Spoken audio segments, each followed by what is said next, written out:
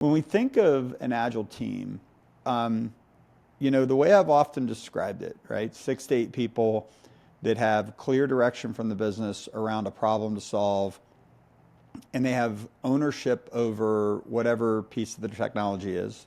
And that team is able to take the direction from the business and deliver something of value for feedback every 2 weeks, right? And it's really difficult in most of the companies that we work with is that the way the technology stacks are architected, they don't necessarily lend themselves to the team owning something, right? Something that they can deliver against that a customer can touch and feel and use.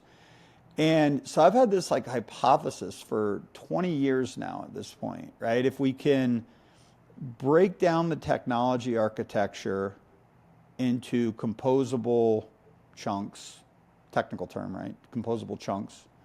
And that technical component can have a team that's dedicated to owning it.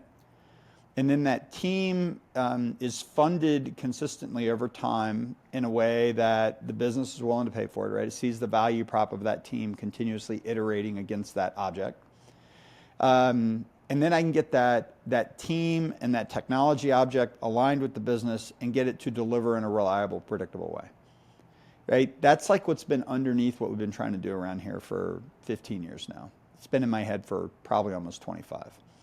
And so that was what kind of took us down this path of asking the question, because historically what Leading Agile had done is we had taken and looked at organizations through a business capability lens, right? Because that's something that the company wants to pay for.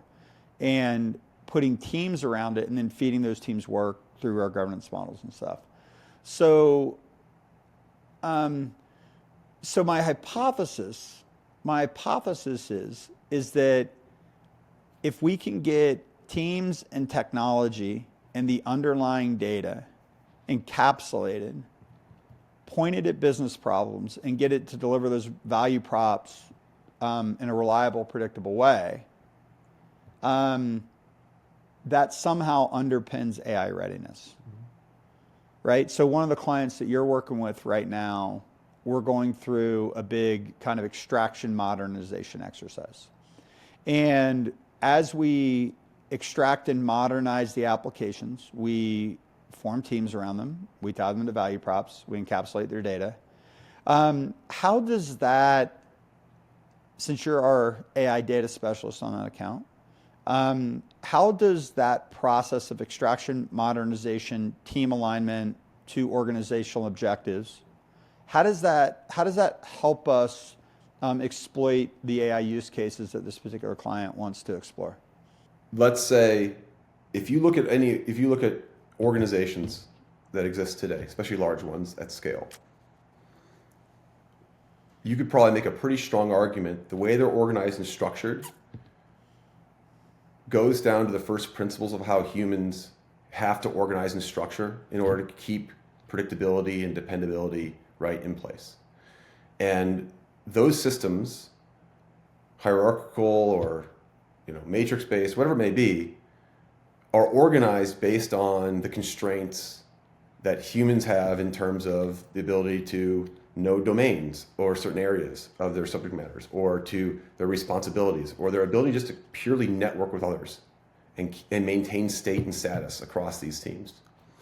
So these systems of people and management structure exists and emerges, and then it naturally would be the technology that supports these things organically grows inside of those structures. Now, that may have been fine up until a point where that AI line was crossed a number of years ago. And the reason why that shift change is so dramatic now and so loud in the marketplace is all of those decisions around your technology, around who owns the data that supports those technologies, around the governance around these systems to make your systems legal in certain, regions and countries and states, etc. All these things emerged because of those systems being in place. Now we have the power of AI, the ability to take an expert in a space or a team of experts in a space and give them the collective knowledge and capability of, society and work, it's now a very strong function, a forcing function to say, well, I need to be able to deliver in a certain business domain data from this team, a transactional system from that team.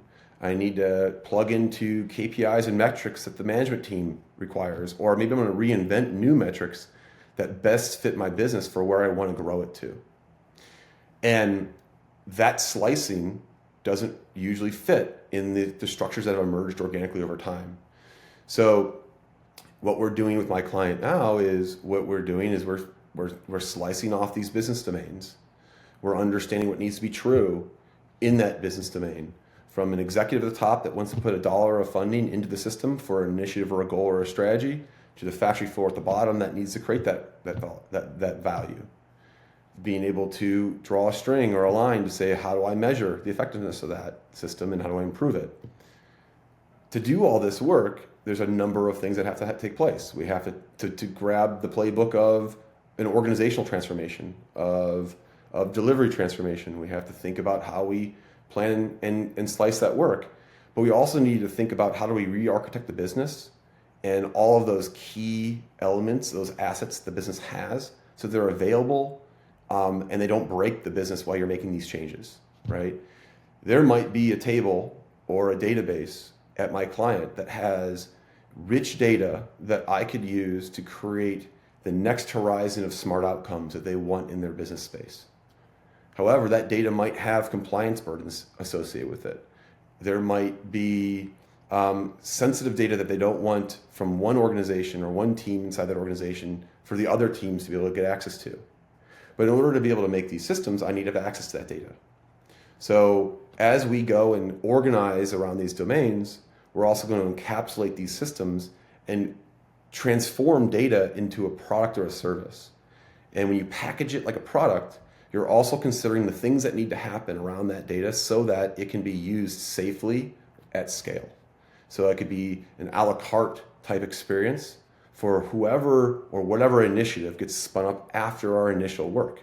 So each time we take a slice, we encapsulate the things that are important, we productize it, we make it interfaceable, we make it easily consumable, and then we push those up into kind of that service layer, and then we start again.